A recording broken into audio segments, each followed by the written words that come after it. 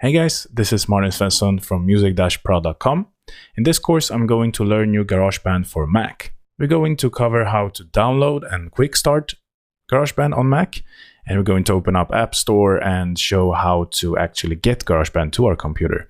Then we're going to cover the full sound library that comes with GarageBand. It's a big sound library that is included as well. Then we're going to take a look how to get free sample packs that is exclusive with this course.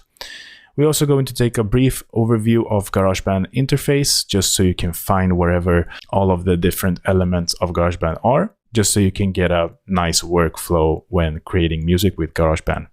Then we're going to create 2 full tracks. We're going to create 1 hip-hop track and we're going to create 1 EDM track.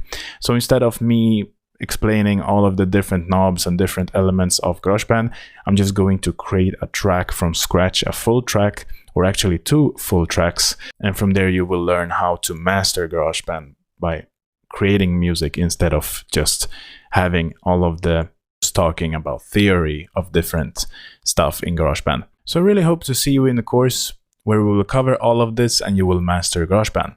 So see you in the course.